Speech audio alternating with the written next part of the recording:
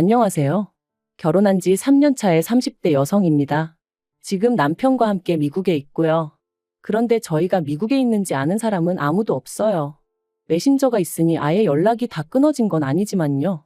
아무튼 이런 상황인데 엊그제 아주버님하고 형님이 쌍으로 연락을 해왔습니다. 어머님이 병원에 입원하셨는데 그래도 자식돌이는 해야 하지 않겠냐며 말이죠. 그리고 그 연락을 받고 나니까 자식돌이가 도대체 뭘까 하고 생각하게 되대요. 어머님은 본인 스스로 어머니 노릇을 하셨다고 생각하시는 건가 묻고 싶기도 하고. 남편하고는 친구의 소개로 만났어요. 그런데 좀 속상한 이야기지만 남편과 제 소개팅은 사실 친구가 좋은 뜻으로 주선해준 자리는 아니었더라고요.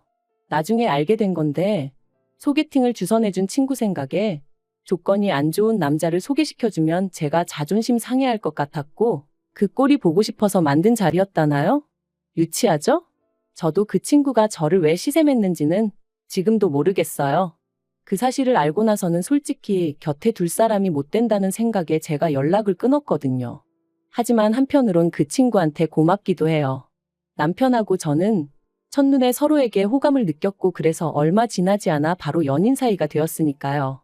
비록 고졸의 기술직, 소위 결혼시장에선 별 볼 일 없는 조건의 남자였지만 사람이 성실하고 진중했어요. 제가 하는 모든 말에 귀 기울여 줄 줄 알고 배려할 줄 아는 따뜻한 사람이었죠. 반면에 저는 솔직히 남편에겐 너무나 처지는 조건이긴 했어요. 다른 무엇보다도 일단 저는 고아였으니까요. 하지만 그렇다고 제가 불행한 인생을 산 것은 아닙니다. 비록 성인이 되기 전까진 줄곧 보육원에서 자랐지만 나름대로 인서울 대학에 진학해 졸업 후에는 어엿한 사회인이 되었으니까요. 하지만 제 자신이 스스로를 어떻게 생각하건 간에 사회는 늘 저를 불쌍하고 어딘가 부족한 사람처럼 대했고 그래서 결혼은 고사하고 연애도 엄두가 나지 않았거든요. 그런데 얼떨결에 하게 된 소개팅에서 남편을 만났고 연애 2년 만에 프로포즈까지 받았으니 이게 꿈인가 생시인가 싶었다니까요. 남편이 저한테 그러더라고요.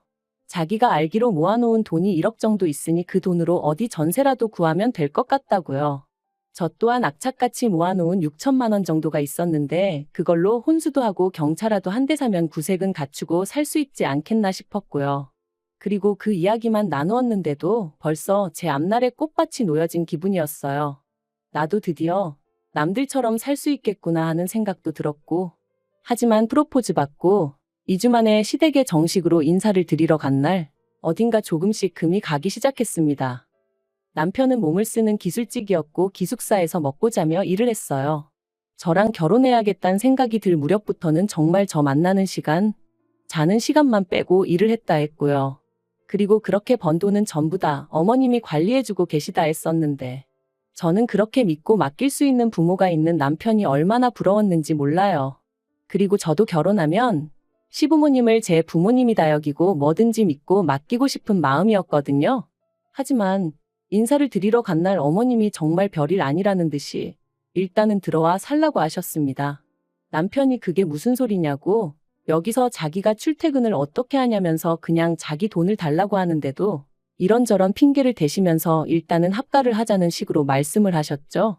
그리고 결국 알게 된 사실은 충격적이었습니다. 남편이 근 10년간 벌어왔던 대부분의 돈을 아주버님한테 주셨다고 하셨거든요. 남편에게는 위로 3살 많은 아주버님이 있습니다.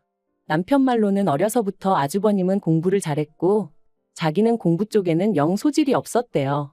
그리고 학업에 대한 미련이 많으셨던 어머님은 어려서부터 소위 공부머리가 있는 아주버님을 무척이나 아끼셨답니다. 갖고 싶다는 거 하고 싶다는 거 없는 형편에도 어떻게든 다 해주셨다는 거예요. 반면에 남편은 공부를 못하니까 그런 걸 바랄 자격이 안 된다면서 안 해주셨다는데 듣는 내내 제가 다 속이 상하더라니까요. 하지만 어쨌든 그러면 뭘 하나요? 서울대 의대를 간에어쩌네 했었다는 아주버님은 사수를 했지만 결국 서울대 의대는커녕 서울 안에 있는 대학도 가질 못했고 이후로 지방에 있는 모 대학을 졸업한 뒤 또다시 3년 만에 공무원 시험에 합격했다고 했습니다. 저희 남편이 고등학교 졸업 이후로 손에 기름때 묻혀가며 번 돈이 알고 보니 그렇게 다 아주버님 뒷바라지에 쓰였던 모양이었죠. 그리고 저는 그때 처음 남편의 눈물을 봤습니다. 원래 술 담배도 못하는 사람인데 그날 제 앞에서 깡소주를 들이키며 엉엉 우는데 제가 이 사람을 지켜줘야겠다는 생각이 들더라고요. 그래서 결국 가진 거 하나 없는 사람이라는 걸 알게 되었지만 헤어지지 않았습니다. 오히려 더 보란듯이 결혼해서 같이 잘 살아봐야겠다고 생각했지요. 한편 결혼식이 다가오자 어머님이 예단 이야기를 꺼내셨습니다. 아무리 본 거 없이 자랐다고 하지만 그런 것도 모를 수가 있냐면서 대놓고 무시하시기에 받는 게 하나도 없으니 예단도 못 드린다 했어요. 그랬더니 어머님이 그러면 당신은 물론이고 시댁 식구 아무도 결혼식에 못 가게 하겠다대요. 이때 이런 부모라면 차라리 부모 없는 내가 나을지도 모르겠다는 생각이 들더군요. 하지만 그것과는 별개로 비록 제가 말은 세게 했어도 저러다 진짜 아무도 안 오면 어떡하나 싶은 거예요.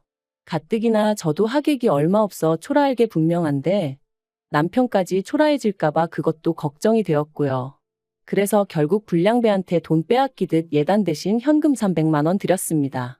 그런데 어머님, 이걸로 가방 하나 못 산다며 어찌나 신경질을 내시던지 그때 어머님의 표정이 지금도 눈에 선해요. 그리고 정작 결혼식에 오실 땐 사이즈도 안 맞는 이모님 한복을 빌려 입고 오셔서는 저희 한번 안아주지도 않으시대요. 제가 있던 보육원 원장님과 저를 챙겨주시던 교수님이 아니셨다면 제 결혼식은 저에게 그저 눈물로만 남았을 뻔했어요. 그렇게 신혼생활을 시작하고 얼마 지나지 않았을 때였습니다. 어머님이 남편 돈을 다 써버린 걸 알게 된 이후로 당연히 남편은 더 이상 어머님께 돈을 맡기지 않았고 그렇게 경제권은 제 손에 넘어왔지요. 그런데 이를 이유로 어머님이 말 그대로 행패를 부리기 시작하셨어요.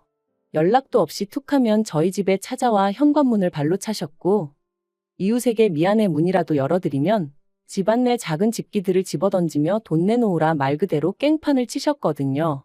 어쩜 이런 어머님 밑에서 내 남편 같은 사람이 자랐을까 싶기도 하고 경찰을 불러도 가족 문제니 별달리 도와줄 수가 없다며 저희더러 어머님을 잘 달래서 내보내라 하니 결국 해결책이 돈밖에 없었어요. 그래서 매달 50만 원씩 드리는 걸로 가까스로 어머님을 달랬는데 그 50만 원이 알고 보니 아주버님네 애들 학원비로 들어갔더라고요. 저희는 당장 먹고 사는 게 빠듯해서 애는 꿈도 못 꾸는 마당이었는데. 그리고 이런 일들이 몇 번이나 반복되고 나니 아무리 제가 남편을 사랑한다고 해도 지치더라고요. 어떻게든 남편하고 똘똘 뭉쳐 보란 듯이 잘 살아보려고 했는데 이러다 내가 죽겠구나 싶었죠. 그래서 남편한테 이혼하자고 했어요. 어머님 때문에 더는 못 버티겠다고 차라리 혼자일 때가 나았다고 가족이 아니라 왼수라는 말이 이제 뭔지 정말 알겠다고요. 그랬더니 남편이 자기가 어머님을 버리겠다 하대요. 자기는 이제 저 없으면 안 된다면서 어머님 안 보고 살잡니다. 그런데 그게 말처럼 쉬운 일이 아니잖아요. 말 그대로 코딱지만한 땅덩어리에서. 그래서 아무리 남편이 안 보고 살자 해도 그게 그렇게 와닿지가 않았습니다. 그래서 천륜을 어떻게 끊냐 그냥 내가 물러나겠다 했는데 안 된대요. 자기가 어떻게든 방법을 찾겠다고 하더라고요. 그리고 그렇게 이혼 이야기가 오간 지 2달쯤 됐을 땐가 남편이 저더러 미국 가잡니다. 그래서 갑자기 그게 무슨 소리냐니까 남편이 일하는 회사에서 이번에 미국에 공장을 짓게 되었는데 남편더러 관리자로 가겠냐 하더래요. 그래서 그냥 무조건 가겠다고 했다면서 반년만 참아달라는 거였죠. 미국이라니 상상조차 못 해봤는데. 그런데 한편으론 남편과 처음 결혼을 약속했을 때처럼 뭔가 다시 밝은 미래가 보이는 기분이었어요. 인터넷을 찾아보니 못해도 10시간은 걸린다는데 그럼 어머님이 멋대로 찾아오진 못하시겠지 하는 생각도 들고 숨통이 트이는 기분이었죠. 그리고 올해 초 남편이 말했던 대로 저희는 미국에 나오게 되었습니다. 나오기 3주 전부터 조금씩 짐을 싸기 시작했는데 혹시나 어머님이나 아주버님네가 눈치를 채진 않을까 싶어 얼마나 조심스러웠는지 몰라요. 게다가 저도 스스로 좀 당황스러웠던 게 이렇게 가는 게 정말 맞는 걸까? 하는 생각이 들더라고요. 지금이야 남편이 저 없으면 안 된다고 하지만 훗날 저 때문에 어머님하고 연 끊었다 저 때문에 형하고도 틀어졌다. 그렇게 저를 원망하게 되면 어쩌나 하는 걱정이 되었거든요. 그래서 몇 번이나 남편에게 정말 괜찮겠냐 후회 없냐 물었고 그때마다 남편은 내가 내린 결정이다. 후회하지 않는다 당신 탓하지 않을 거라며 저를 안심시키려 들었지만 그럼에도 불구하고 어째서인지 하루가 다르게 걱정이 커져만 갔어요. 그런데 정말 어머님께 감사하다고 해야 할까요? 마지막 남은 전까지 끊어내게 해주셨거든요. 출국을 일주일 남기고 저희 나름대로 이별식이다 생각하며 어머님과 식사 자리를 갖게 되었습니다. 저희 계획대로라면 정말 마지막이 될 자리였으니 말 한마디라도 좋게 주고받을 수 있으면 살아가는데 위로가 되지 않을까 싶기도 했고요. 그런데 그렇게 모인 자리에서 어머님이 대뜸 너네 전세 계약은 언제 끝나냐 하시더니 그게 보증금이 얼마냐고 물으시더라고요. 여담이지만 어머님은 저희 부부가 돈도 얼마 못 번다는 걸 뻔히 아시면서도 그렇게 만날 때마다 돈. 아무튼 그래서 그건 왜 궁금해하시냐니까 아주머님 내가 이사를 가야 한답니다. 시조카들이 통학하는데 신호등도 있고 그래서 위험하다며 학교를 품고 있는 아파트 단지로 이사를 가야 되는데 돈이 한 5천 정도 부족하다고. 그러니까 일단 저희더러 집을 작은 데로 옮기든 시댁으로 들어와 살든 하고 저희 가진 돈은 아주버님네한테 좀 빌려주라나요? 정말이지 한숨이 절로 나왔죠. 그래서 그렇게 못해드린다 하고 딱 자르니 어머님이 내가 너한테 물었냐 내 아들한테 물었지 하시는데 남편이 자리를 박차고 일어나더라고요. 그리고는 아무리 눈에 뵈는 게 큰아들밖에 없다지만 사람이 경우가 있고 염치가 있어야 하는 거 아니냐면서 작작 좀 하시라고 소리를 지르는 거예요. 정말 깜짝 놀랐어요. 결국 그렇게 저희 부부가 먼저 일어섰고 그게 마지막이었습니다. 이후로 일주일 동안 어머님은 물론이고 시댁에 관해서는 서로 일체 언급조차 안 했네요. 그리고 마침내 출국 당일 공항에 도착해서야 어머님한테 전화를 드렸습니다. 그런데 어머님은 전화를 받으시자마자 싸가지 없는 자식들이 이제서야 전화를 했다며 욕을 퍼부으셨고 일말의 희망마저 거둬들인 저희, 아니 남편은 전화에다 대고는 저희 한국 든다고 그러니 이제 저희 죽었다 생각하시라고 악을 썼어요. 그리고는 어머님이 뭐라고 대꾸도 하기 전에 전화를 딱 끊어버리더군요. 미국에 도착하고 이후로 두세 달은 정말로 정신이 하나도 없었어요. 남편이나 저나 영어는 아주 기본적인 의사소통밖에 못하는 사람들이었고 그렇다 보니 여러 가지로 신경 쓸 일이 한두 개가 아니었죠. 그런데 아이러니하게도 그 어느 때보다 즐거웠어요. 마치 처음처럼 저희가 원하는 것, 서로가 바라는 것에만 집중할 수 있었거든요. 싫은 소리가 오갈 일도 없었고요. 그래서 저희 두 사람 사이는 전에 없이 더 가까워지고 돈독해져 갔습니다. 그리고 벌써 미국에 온 지 10개월이 다 되어 가는데 아주버님한테 연락이 왔어요. 어머님이 쓰러지셨답니다. 원래도 당뇨에 고혈압이 있으셨고 그래서 제가 한국에 있을 때는 병원도 모시고 다니고 드시는 음식도 챙겨드리고 했었는데 제가 나오고 나서는 아무도 신경 쓰지 않았던 건지 아무튼 그래서 입원을 하셨다면서. 그런데 아주버님 말이 자기는 출근해야 되고 형님은 애들 봐야 하니 어머님 병간호 할 사람이 없대요. 그러니까 저희더러 어디에 있는지는 몰라도 일단은 한국에 와야 하지 않겠냐면서 이러다 어머님 잘못되시면 후회할 거라고 자식 도리는 해야 하지 않겠냐는 거였죠. 그리고 옆에서 가만히 듣고 있던 남편이 형이 간병인 불러드리면 되겠네 했습니다. 그랬더니 아주버님이 야 우리가 돈이 어딨냐 하는데 남편이 욕 나오게 하지 말라고 어머니가 내 돈 다 형한테 갖다 바친 거 모를 줄 아냐고 형이야말로 사람이 돼서는 할 도리는 좀 하고 살아라 그러더군요. 그런데 아주버님도 가관이었어요. 난 네 돈인지 모르고 썼어. 내가 달라고 한 거 아냐. 듣는데 정말이지 어이가 없더라고요.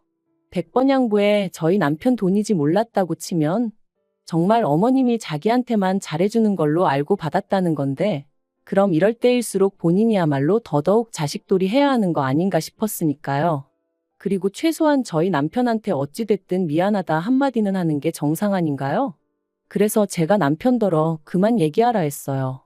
시간 낭비라고 인간 같지도 않다고요. 그리고 그렇게 전화를 끊고 저희는 둘 다 한참을 말없이 있었습니다.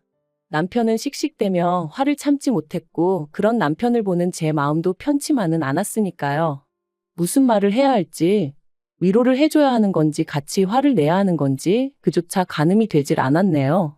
하지만 결론부터 얘기하자면 어머님을 뵈러 가지는 않기로 했어요. 아무리 부모 자식 간이라고 해도 서로 간의 믿음이라던가 추억이라던가 그런 게 있어야 하는데 남편이 말하길 자기가 아무리 생각을 해봐도 그런 게 없답니다. 그러니 자기도 더는 뭘 해드리고 싶은 생각이 눈꼽만큼도 안 들고 솔직히 말해서 어머님이 병원에 계시다는 이야기를 들었어도 별로 걱정이 되질 않는다대요. 오히려 그 일로 아주버님이 저러고 나오는 게 꼴보기 싫을 뿐이라면서.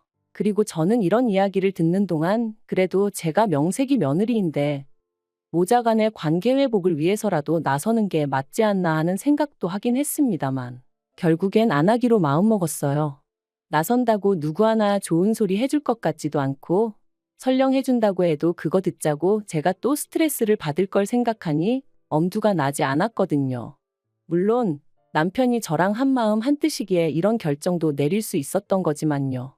아무튼 지금은 남편하고 알콩달콩 오순도순 잘 지내고 있고 그래서 살맛납니다. 그리고 저에게 딱 한 가지 소원이 있다면 앞으로도 지난 2년, 지난 세월은 있고 지금처럼만 행복하게 지낼 수 있으면 좋겠다는 것뿐이에요.